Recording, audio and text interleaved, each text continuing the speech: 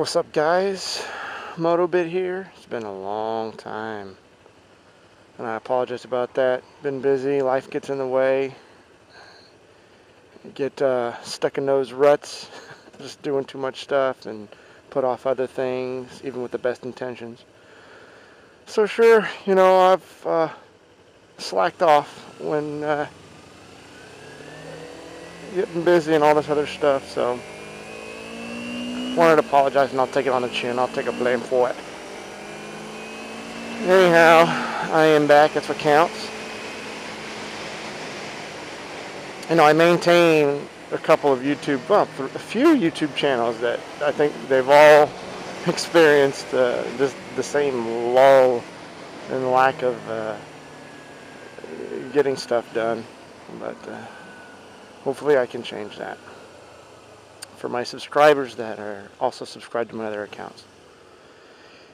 Anyhow, so I'm reading articles, hearing things, motorcycle safety and whatnot. There was a survey, an article on a survey that came out yesterday about lane splitting and how I think it was 7% of the people admitted to wanting to block motorcyclists and all this other stuff.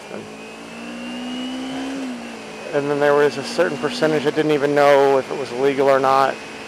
But that, I believe it was, gosh, I can't recall the exact number. I want to say 80-something% of motorcyclists do it. Now, this is in California. So this is a survey in California. So that's what the context is about. But they were discussing lane splitting in other states and had cops talk about, well, like if there's a specific laws making it illegal and whatnot, and some cops were like, well, if it's done prudently and all this other stuff, we're not going to have a problem with it. If they're flying through cars and all that, we're going to have a problem with it and that kind of thing. I just found it interesting. Now, the other context part of this article was whether it should even be legal. And I'm one that thinks it should be legal. And while here in Houston, I don't really lane split. I have, and I will tell you the times that I have. And that is when there's an abnormal gridlock. I mean, just abnormal.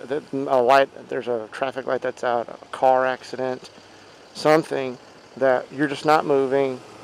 And okay, so then at that point it's when I lane split. And usually it's because I have to go pick up my kids from daycare, get to work or something, which I know all the Kagers do too. But hey, I'm on a motorcycle, so that's the time that I will. I'm occupying one less space, right, and all that other good stuff.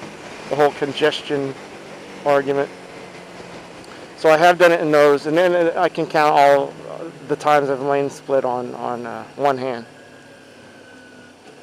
Now, there are many others that I've witnessed blow past me, like other motorcyclists that blow past me, and good for them. That, to me, that's their choice, and the officer friends that I have say many of the same things that the officers in the survey was, well, we're not going to necessarily ticket you unless their own personal discretion. It's whatever they see you doing. If it's, I guess, outside of what they perceive as unsafe, they will ticket you. If you're doing it fine to their perception, then you're not. So it's just a game you play on whether or not you get a ticket here. But you can get a ticket here for that. Because of there's like this one lane on how it defines being in a lane, I believe, in Texas law. However, I see many motorcyclists doing it here. I, for one, am too chicken at some of the speeds I've seen motorcyclists do it, that I can't even perceive myself doing that unless I've got to be at a hospital or something like an emergency and all that, and the likelihood of me even having a passenger to take to the hospital or something, I hope, doesn't ever come up. But man, I'm just too chicken to do that. I'll do it in gridlock, or if it's extremely slow moving and stuff, and I'm going in between cars very slowly.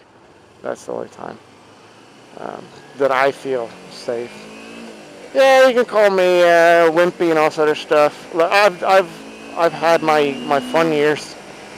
Um, you could have called me one dumbass squid back in the day when I was a teenager and all that. Because my first vehicle was a motorcycle. I got my license and everything, and bought and purchased it with my own money. I remember I had my mom co-sign because I didn't have any credit back then, but I had the money, and so I made payments on it. It was an EX500. It was my first bike, and yeah, I went crazy.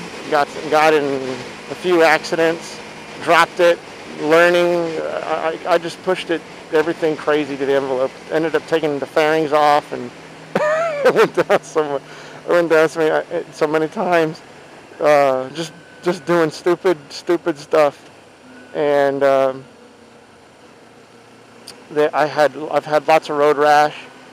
I never, thank God, I've never had like a life-threatening deal, but very sore and lots of road rashes is what I've in the accidents that I have had. So I feel very fortunate in that. So and I have wheelies and all this other good stuff. I even went to the track back in the old days, and there was like this HPD course or something that we could do stuff on way back when.